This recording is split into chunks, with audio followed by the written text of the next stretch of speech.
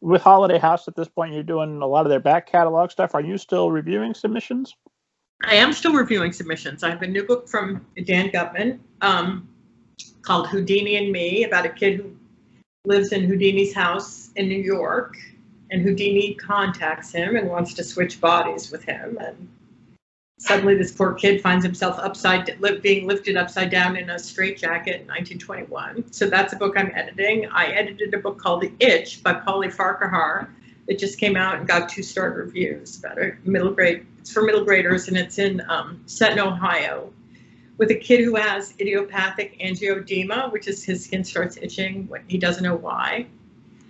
And it's really not about that. It's about kids, a new kid in school and everybody trying to get along, and the kind of things that you really think about a lot when you're in 6th grade. But one of the things I like about it, one, it's set in the Ohio heartland and not on one of the coasts, set in farm country where everybody watches the Ohio State football games. And 2, 3 of the kids in the book have very serious health conditions, and it's all treated as incidental. It's not, like kids we know in real life who have food allergies or, carry an EpiPen and have it interact with this, but it doesn't define who they are. So yeah, I'm acquiring. I try to do 1 or 2 original books every season. Plus, I do work on the backlist. That's right. I lost my question. Oh, I wanted to make sure I reminded esteemed audience that episode 38, you can listen to Dan Gutman telling us about the very Houdini book that is now being edited. We had a robust discussion about that, and of course, My Weird School and all the other wonderful things Dan Gutman does. And the book, Dan. It'll be out in March 2021. March 2021. Dan Gutman is just called Houdini and I. Houdini and Me. Houdini and Me. And he gave, I'm not going to give it away, but he gave one of the best tips for school visits I've ever heard in my life. And as soon as we're all back and in person, I will be continuing to implement it because it's great. So seek that out, esteemed audience. I believe it, Dan. Hey, I did acquire and edit Dan's very first children's book. Really? So, yes, and it's still in print. It's called Baseball's Biggest Bloopers. Dan was an adult sports writer, and he had a book coming out at Viking Adults, and he asked his editor if he knew anybody in children's, and the editor knew me, and the manuscript came in, and we actually did a 2-book contract. The other was for the 10 greatest games of baseball ever played, and thus was a middle grade rock star born. Let me ask you this. Have you ever had the experience ever where a book came in and it was just perfect? No need to edit anything here. Let's fire up the presses. No. I've always had something to say. So let's talk a little bit about submissions. So a book comes in. Do you bother with queries at this point from either, are you reading direct from authors, or are these all agented submissions? We read, Holiday House accepts manuscripts to submissions@holidayhouse.com.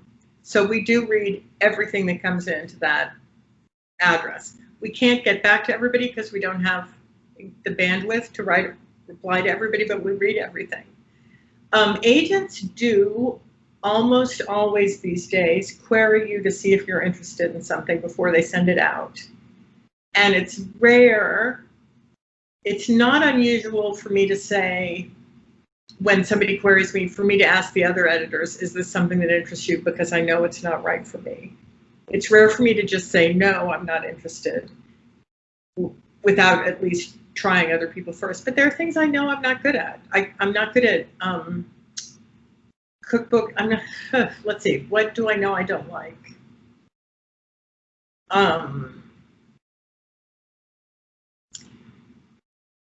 Science books, because we have a couple of people who are great at them. I think some really cutting edge, heavy YA complex fantasy that we have a young editor named Maura Couch who's excellent and really an expert in that field, so I passed that on to her. I have a sense of what people are great at.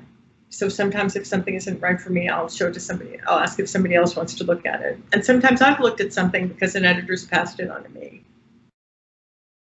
So when you're looking at a submission, obviously if it's from an agent, if you just got the query, then you're just thinking about the overall concept. But if you have both a query and either a sample or a full manuscript, do you bother with the query, or you just dig in to see what the writing's like? Oh, what a great question. Thank you for asking that question. In the old days, when manuscripts came in the mail to us, I never read the query. I always started reading the manuscript first. I just would turn the page because I was so curious to get to the writing. So I think that answers your question, right?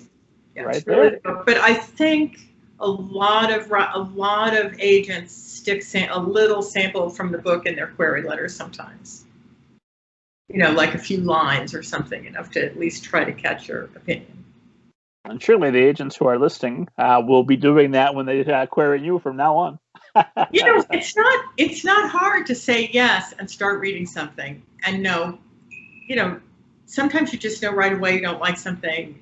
I try to give something a bit of a chance because I think there are times from the first few pages that I'm not going to know how much I like something. You know, the first time I read Harry Potter, I remember loving like that somebody was watching on Privet Drive and something was going on. But then I got to the Dursleys, who are very caricatured. They're kind of doll-like, you know, Roald doll-like. And I had no idea what was going to come up. And then I loved, like, the Dursleys is like my least favorite part of the Harry Potter books. It's a kind of exaggerated character that isn't my thing. So what if I just stopped reading there, you know, as an example? So I always want to make sure I give something a chunk. But sometimes you just know it's just not for you. So what's a fair chunk then? Do you have like a page count, word count? Well, if I read 20 to 25 pages and I don't like the voice or the character, it's just not speaking to me, then I know. But I would say 40 more often. Or the other clue is, again, if I just can't keep my interest.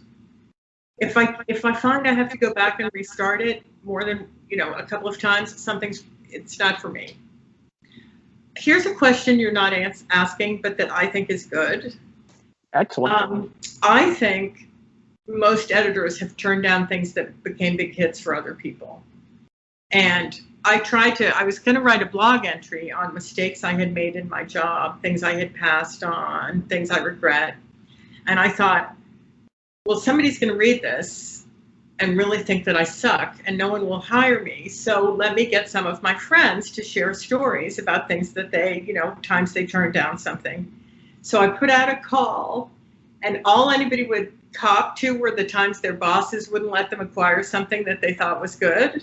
But I was looking for the times we passed on something. And the only editor who shared an anecdote about passing on something was Jill Davis of Harper. But I remembered other stories, but I didn't want to use anybody's stories without permission. So, for instance, Honus and Me by Dan Gutman was sent to me, and I said, this reads like an original paperback. In those days,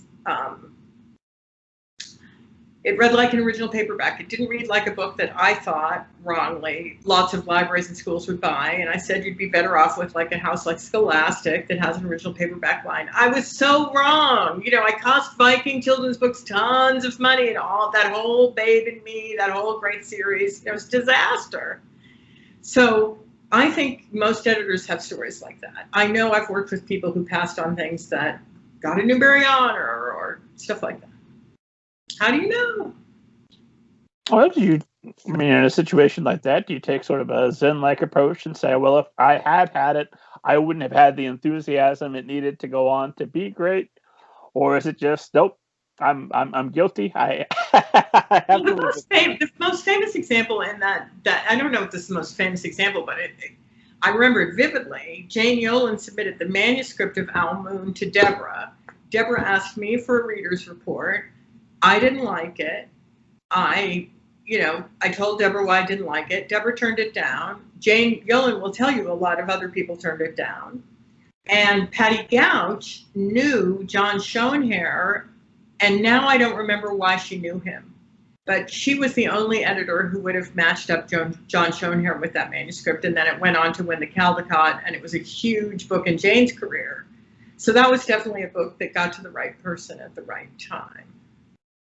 But, you know, there I was, a snotty little assistant saying, no, I don't like it, you know.